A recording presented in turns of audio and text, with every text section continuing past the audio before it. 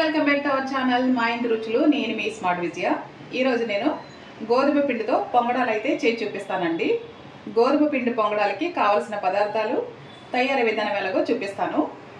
ముందుగా ఒక కప్పు గోధుమ పిండిని అయితే తీసుకున్నాను. అలాగే ఒక అరకప్పు కొబ్బరి తురుము, 3/4 కప్పు బెల్లం తురుము, 4 యాలకులను అయితే పొడి చేసి పెట్టుకున్నానండి. అలాగే 2 స్పూన్లు నువ్వులు, ఒక చిటికెడు బేకింగ్ సోడా. కావాల్సిన పదార్థాలు చూసారు కదండి. ఇప్పుడు తయారీ విధానం ఎలాగో చూపిస్తాను.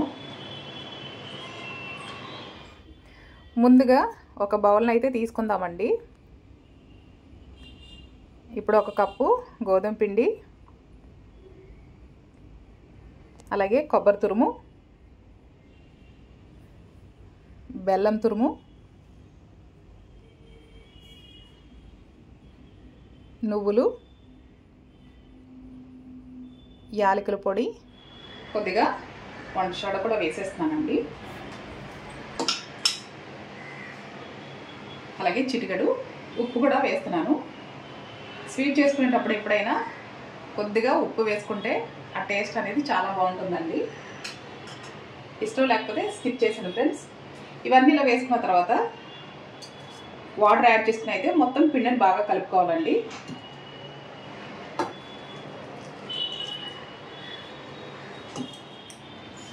చూసారు కదా ఫ్రెండ్స్, పిండిని అయితే ఇలా జాడుగా అయితే కలుపుకోవాలండి.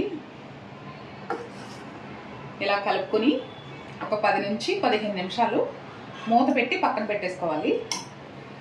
అప్పుడే మనకి పొంగడాలు బాగా పొంగి బాగా వస్తాయండి.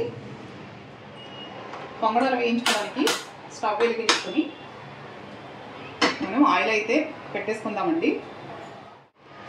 పొంగడాలు వేయించుకోవడానికి కావాల్సిన ఆయిల్ అయితే పెట్టేసుకున్నానండి. ఆయిల్ అయితే వేడైపోయింది.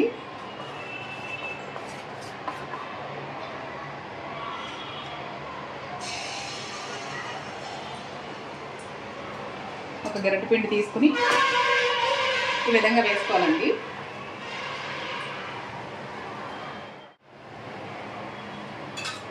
చూసారా ఫ్రెండ్స్ ఎలా పొంగుతున్నాయో. మనకి ఎప్పుడైనా స్వీట్ తినాలనిపించినప్పుడు చాలా సింపుల్గా చాలా తక్కువ టైంలో ఇలా చేసుకుని హ్యాపీగా ఎంజాయ్ చేయొచ్చండి. రెండు వైపులా ఇలా వేయించుకోవాలి.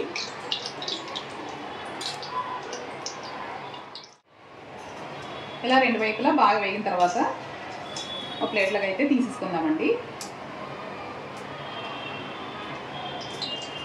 ఇలాగే మిగతావన్నీ మీకు వేసి చూపిస్తానండి. చూసారు కదా ఫ్రెండ్స్, వేడివేడిగా గోధుమ పిండి పొంగడాలు అయితే రెడీ అయిపోయండి.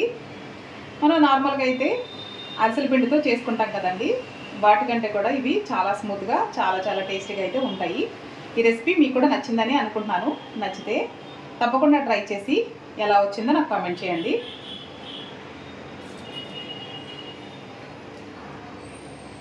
చూసారా ఫ్రెండ్స్ ఎంత బాగున్నాయో.